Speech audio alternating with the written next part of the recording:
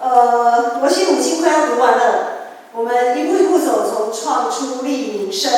命记，这个月其实这几天了哈，然后进到10月就是最后一卷书。不管你前面有没有跟上，生命记是很重要的一卷书，你一定要读。你前面如果已经漏掉就漏掉了，你从生命记开始，开始好好的跟紧它。我们之前读的民数记，它在记载的是出埃及的第一代旷野，那些以色列百姓旷野的生活。那生命记呢？因为第一代已经不能进去了嘛，然后现在是第二代，因为第二代他们没有亲自经历到，就是他们以他们的意念里面，他们没有亲自经历到看见那样子的神迹，所以呢，这一次摩西必须要在他们进迦南地之前重生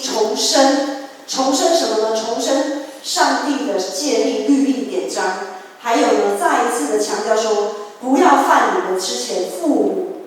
的错误，同样的错误不要再犯。好，今天的一开始34节，我们放到经文那边。34节说，耶和华听见你们这话就发怒。好，听见了什么话？这话是什么话呢？这个是个背景。就是说，当初以色列第一代，我们都知道，他们当初本来其实很早就可以进迦南美地的。其实他们从出埃及一路走到迦南美地，其实真的10几天就走到了。可是刚才我们看到最后一节，知道他们绕了40年，为什么？就是当他们在10几天要进去的时候，发生了一件事情。他们派探子，他们说：“哎呀，派个探子进去迦南美地啊，侦查一下那边看是怎么样，对不对？”大家都很有印象。他们一去看，哇，这真的是个好地方哎，真的是流奶与蜜之地。那葡萄很大颗，很大颗。讲到葡萄大颗呢，有一天我跟子瑜就在逛那个星光三月下面的那个超市，很好奇嘛，看看那边的蔬果的价位怎么样？蔬菜看看还可以，葡萄呢，我就弄日本的那种进口的葡萄，真的还蛮大颗的哦，比巨峰葡萄还要大颗。一串我们看那个礼盒是2串的，2串多少钱？喊个价吧，2串葡萄而已哦，大家看花3什么300吗？3000。哎呀，你这个行情内的人你知道？890。2串葡萄那个礼盒就是2000多啊！那直接我就想说，还送葡萄，谁去买来吃啊？它真的很大颗啊！总而言之呢，他们去到迦南美地，看到那个葡萄好大串又大颗，可能就是这样，大家想象一下，这么棒的一个地方，的确很棒。但是呢，问题来了，这12个探子派进去看的12个探子进到回来，大家都说哦，真的是个好地方啊，物产丰饶啊，葡萄大串，可口美味这样。可是呢，另外有10个探子，他们看到了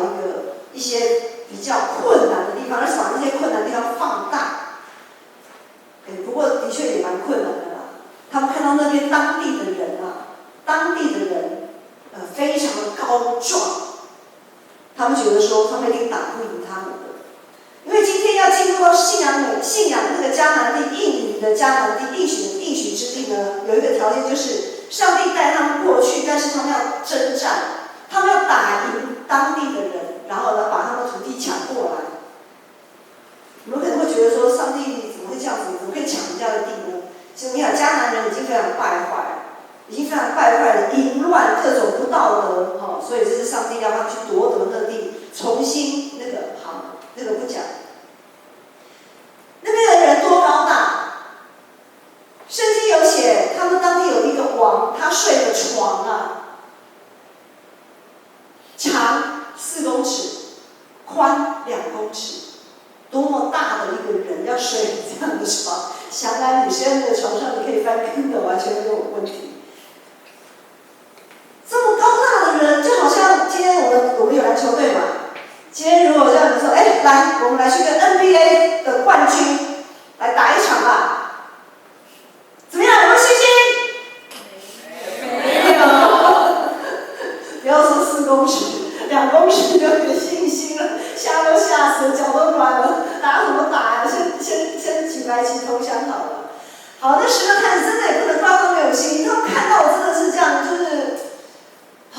信心都没有了这样子。好，这是他们的问题。问题就是他们认为他们不行的，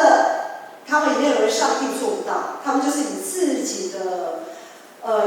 的想法为出发点，他们认为自己做不到的，上帝大概也做不到。所以呢，上帝你是在搞什么呢？你怎么把我们带到这种地方，面对这样子强大的劲敌，然后呢，让我们去找死这样子。好，他们哀叫埋怨啊，各种的藐视上帝的计划。于是呢，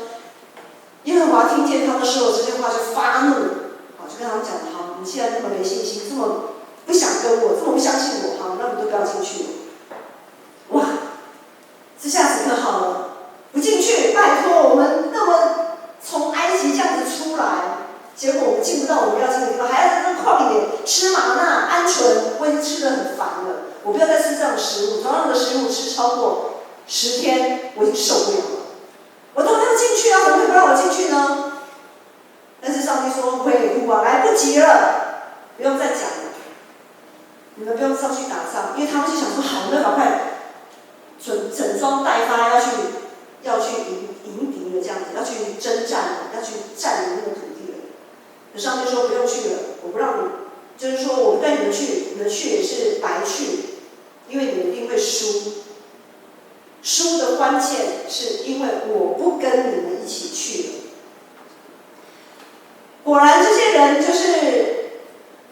他们还是要去，硬着头皮他们还是要去嘛，对不对？哈，果然是被打得落荒而逃。所以问题就来了，问题就在于说，上帝要你去的地方，你不敢去；上帝要你去的时候，你不敢去；上帝不要你去的时候，你非要去。这也是很多时候我们的一个问题。上帝要给你的时候，你不敢拿；上帝不给你的时候，你偏要不可。好，这些以色列百姓他们的信心上一直这样子的，非常的不确定，直接影响到摩西，也因为一个事件，他没有办法进入应许之地。摩西，我们来回顾一下，摩西他就是以色列人就吵嘛，要水喝嘛，说都没有水啊，然后摩西就很生气，拿了他的杖，击打磐石，磐石就出水。就因为这件事情，上帝就不让摩西进迦南地。为什么呢？因为那个杖代表上帝的全能。从上帝呼召摩西要带领那些以色列人出埃及的时候，就给他手上一支杖，代表他的全能，代表上帝的全能。那磐石出水这件事情是代表上帝的拯救、怜悯。我们可以40天不吃东西，因为有人操练禁食祷告，可以40天不吃东西，但是没有办法40天不喝水啊。我不晓得，应该医学有研究啊，人几天不喝水，可能大概就脱水致死。几天？那个常常跑医院的知道吗？3天吗？好，3天不喝水，大概就没命了啦。所以磐石出水象征上帝对于我们生命源源不断的供应。可是这个时候，摩西居然拿杖去打磐石，他气得要命，他对这群百姓，他在那个时间点火大，他这样的举动说明了他在表示一个什么事情。我现在没有棍子了，不然如果真的打起来，还蛮有效果的。他在说什么呢？他拿那个杖打那个磐石，这些人根本不值得上帝救，根本不值得上帝这样子这么千辛万苦的这样的付出。这些人不值得我的陪伴，我搞了这么久，我为他们祷告这么久，没用，白搭。摩西那个时候怒气大发，他那个时候在那个时间点，他的心里失去了上帝，他把自己看为比上帝还高，他觉得这些人不值得怜悯，上帝你是在干嘛？这些人根本不值得我陪伴，陪了半天还是这个样子，扶不起的阿斗。人的怒气不能成就上帝的意啊！所以出埃及的那些第一代跟摩西，他们没有办法进入应许之地，被留在旷野。生就毁了嘛。但是呢，今天的经文在第2章第7节的时候，他说，即便你们在旷野好，你们继续被留在旷野40年的时间，你们依然一无所缺啊！上帝还是不断的陪他们跟他们同在，供应他们一切的需要，供应他们一切的需要。然后我们会看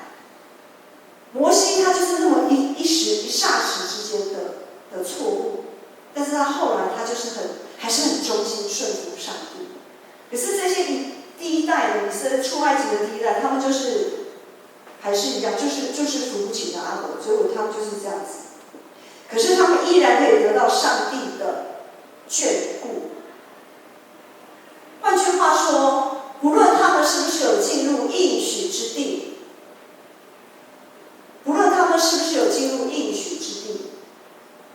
只要他们愿意相信，他们愿意相信上帝跟他们同在，保守他们，看顾他们，只要他们还相信，那么其实他们已经在信仰的美地了。我们后来知道，其实摩西在耶稣登山显荣的时候，他也在那个山上，对不对？其实那个地方就是迦南地，当然那是个奥秘嘛。摩西最后有进去，在他的永恒里面，他有进去。虽然他在肉身，他临死之前，肉身死之前他没有进去，但是他死之后，他进入永生的时候，他还活着啊，他有进去，他进去了。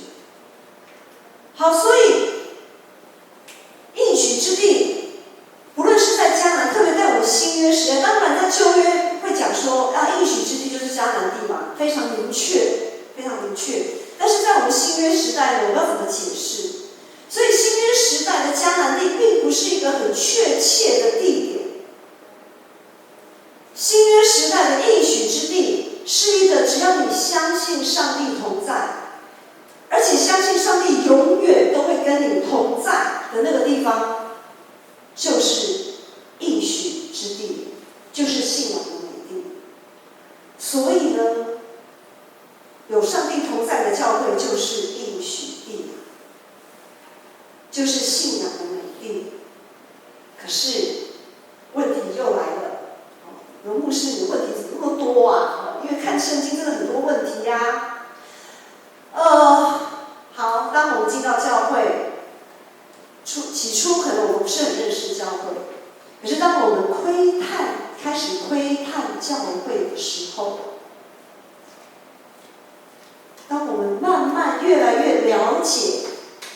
教会的时候，哇，问题真的就来嘞。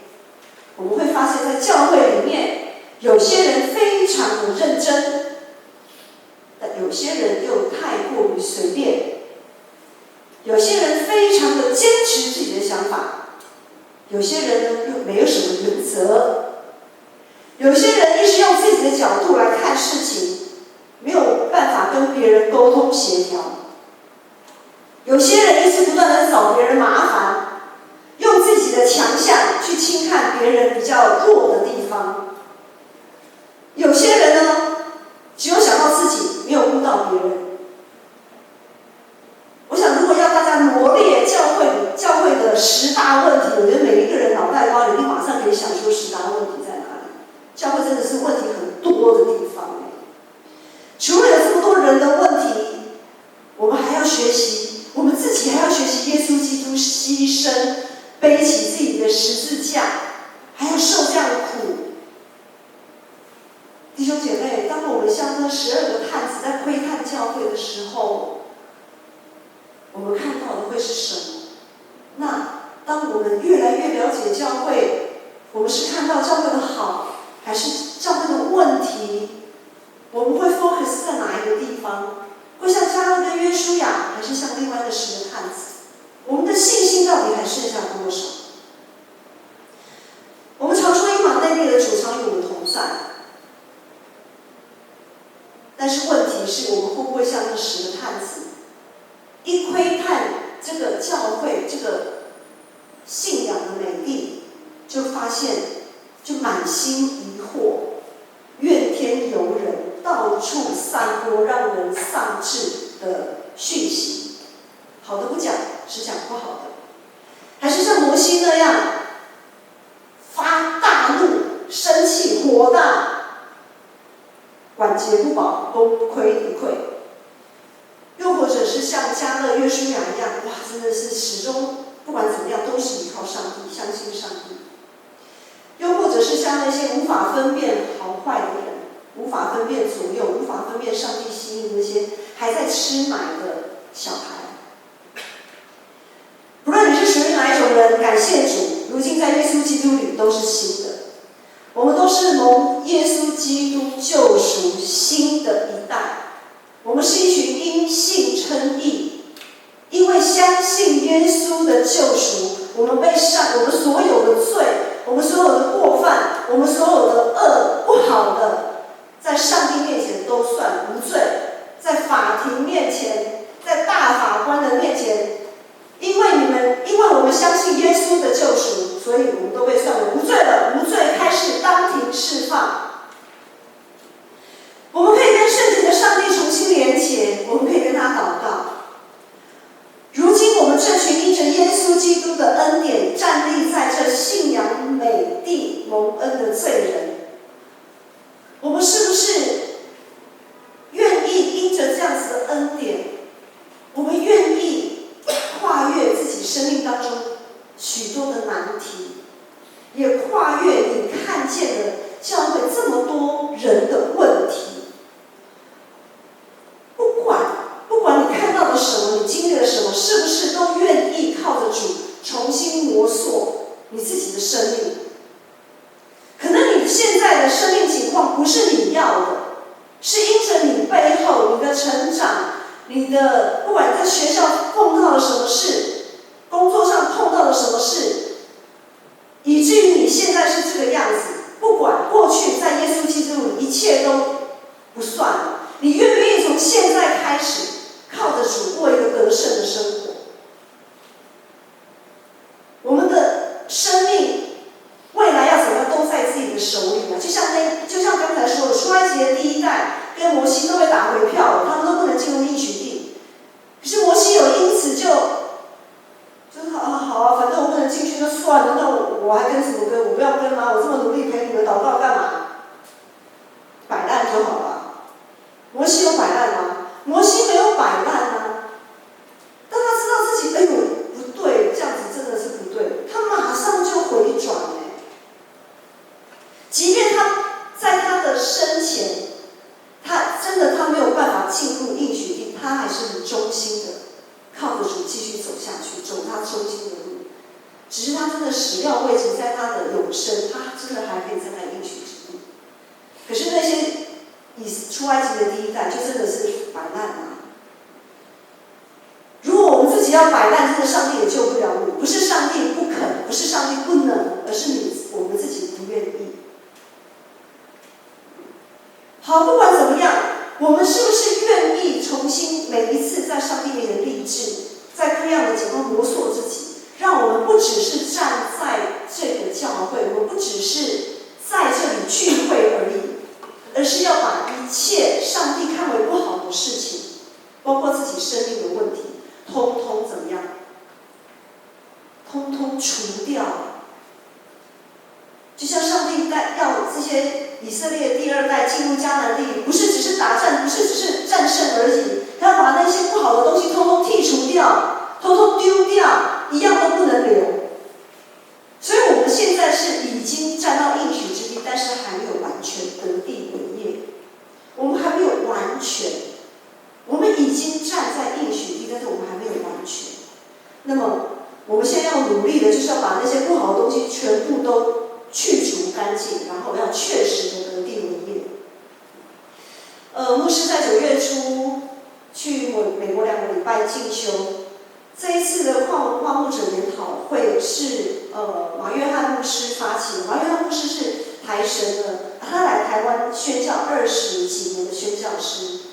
在今年初我们长职同工退休会有邀请他担任讲师。那明年度我们也跟他约好，明年度的3月份他会来教会讲道。这位马约翰牧师，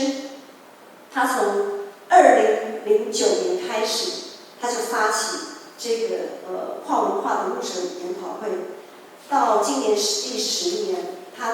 ，10年间他带了3批台湾的牧者去到美国那个营地去灵修，去做跟当地的美国牧者做一些交流这样子。马牧师他除了对灵魂的热情，救灵魂的热情，他对于牧者灵性的养成，他更是很有大的使命。所以他说，他这20几年来走访台湾各个教会，发现了一个问题。他说，台湾的牧师都太过劳了，只差还没有死，都太过劳，没有时间，没有足够的时间休息跟沉淀。所以因为这样子，所以他才发起这样子的一个这样子的退休会，让台湾的牧者可以到美国充分的休息，这样子过劳的状态会引发怎样的连锁反应呢？因为过劳、忙于事工，然后没有办法先定准上帝到底对这间教会要带这间教会走向哪里，以至于就只有跟着长职同工乱忙一通乱忙一通，整个教会就犯了刚才所讲那些以色列人同样的错误，就是上帝要你去的地方你不去，不要你去的地方你非去不可，因为你搞不清楚上帝要什么，整个教会搞不清楚上帝要什么，所以就乱忙一场，白忙也白忙一场。马约翰牧师是上帝派来台湾的宣教师，他用基督的爱台湾。这20几年来，他没有领过台湾教会的或机构的谢礼。他的谢礼从哪来呢？他的谢礼是美国当地的教会支持他的，所以他每半年或每1年他都要返国述职。这是他自己的立志。他说他不要拿台湾教会的钱，因为他要让美国的教会看见宣教地的需要，他要美国教会也扛起这个宣教的重任，因为他说美国教会也欠福音的债，所以他要美国教会来负担他在这里事工一切的需要。所以这20几年来，20几年哦，不是2年，不是3年，是20几年，这么长的时间。美国当地有几间教会就不断的在支持马牧师他在台湾的宣教事工，支持他个人的需要。除此之外，还有支持这10年来3个梯次，我们台湾牧者到美国做这样子的研讨、灵修、退休会，我们在那里的吃喝住、上课所有的一些费用，都是美国教会奉献的。那真的是感觉非常的感恩，对不对？觉得美国的教会哇，真的是太棒了，这样子的支持宣教，好像我们有一点自叹不如。其实不是的，牧师现在要说，即便美国教会这么的支持宣教，在表面上看起来是这么的感谢赞美主。但是呢，我们在跟美国牧者的分享当中也发现，其实即使像美国，他们是以基督教立国的国家，他们现在目前他们教会面对的困难跟我们其实是不相上下。他们说他们的中生代就是大概25岁到50岁，就是出社会到他50岁，可能他的孩子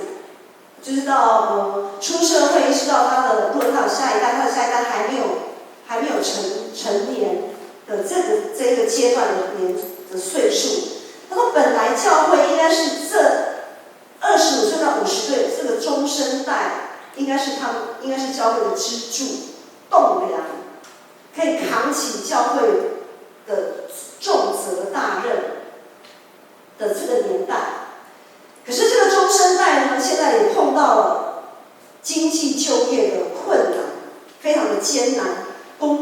时数啊，还有工作的强度都非常的加强又加深。每个家庭经营有家庭的在经营家庭上那个压力非常的大，因此很多人他们就因为去教会很累啊，他们美国距离又这么远，对不对？上班时间已经很长了，家庭生活也要顾啊，所以很多这些中生代就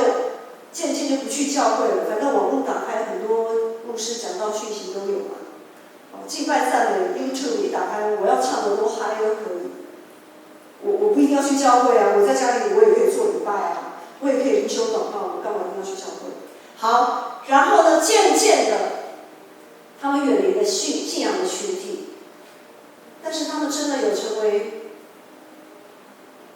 继续读经、灵修、祷告、听网络信息吗？在这好几十年来，很多的新兴宗教，包括禅宗、密宗、印度教，很多教也进入到美国本土，他们就开始影响到这一些离开信仰群体，这些基督徒的信仰，所以很多基督徒也都离开教会，而不只是离开教会，就是离开信仰，就是离开上帝。他们也陷入信仰的泥沼，生活的困境。他们跟我们的问题不相上下，难度也不相上下。有上帝同在的教会，不管在哪个世代、哪一个国家，其实都不断在经历信心的考验。但是，即使这些挑战从来没有减少，甚至于越来越多，但是因着这些教会持续存在，美国教会持续的存在，他们持续不断的支持宣教师，持续不断的差派宣教师出去。一个宣教师的背后，其实是很多的教会跟弟兄姐妹在支持的，就像马牧师这样子，马约翰牧师，他明年来，你们可以一个宣教师就亲眼站在你们的面前，他的背后是许多的弟兄姐妹、许多的教会支持的。如果没有这样子的一个庞大的支持体系，没有一个宣教师他愿意出去宣教，我们台湾，我们没有办法有福音，我们没有办法享受福音。今天我们可以有福音，今天我们可以信耶稣，我们可以坐在这里亲近上帝，我们可以享受到上帝一切的美好，都是因着过去这么多的宣教师，这么多的教会，即便在他们的困难当中继续站立，以至于这个福音才能进到台湾。那么如今，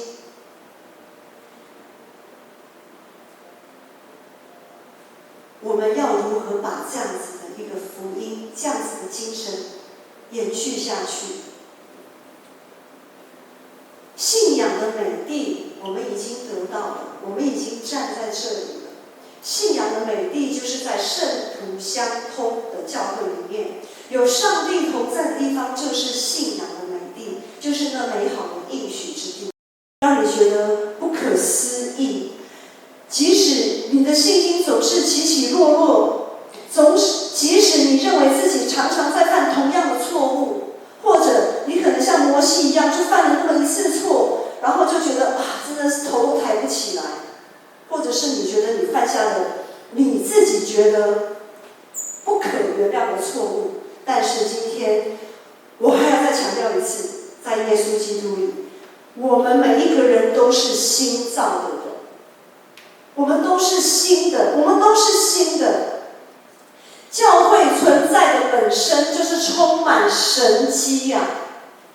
只要我们持续在上帝的面前，我们持续在上帝的教会里，持续的忠心，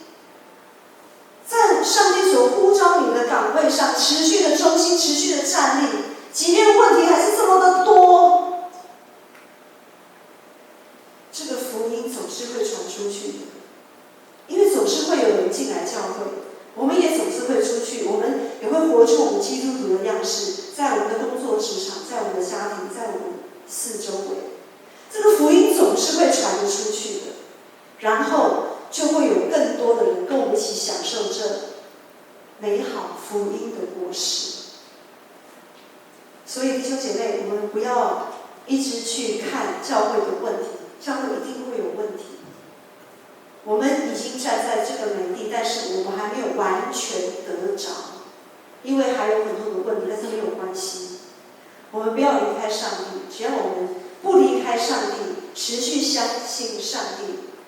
我们只要稳稳的站立在这里，站立在自己的岗位上，信仰的美地就会不断的扩大，扩大到我们的社区，扩大到我们每一个城市，扩大到每一个国家，扩大到让所有愿意回应上帝的人，都可以一起进来这信仰的美地。我们要用这首诗歌，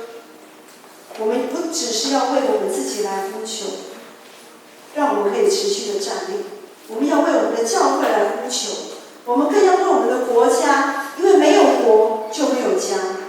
没有国家成为我们的遮盖，我们就很难有一个可以安身立命的地方，我们就没有办法可以有自由来敬拜。我们可以看见香港的现在的情况，我们会知道一个国家，特别是自由民主的国家，对我们是何等的重要，何等的宝贵。但是呢，我们要让我们这个国家更多的百姓生活在这个国家，台湾的人，让他们也可以看见这信仰美地的美好，看见这信仰的美好。我们一起起立来唱这首诗歌。当更多的人看见应许之地的美好的时候，国度就在我们这里降临。主，我们同行在你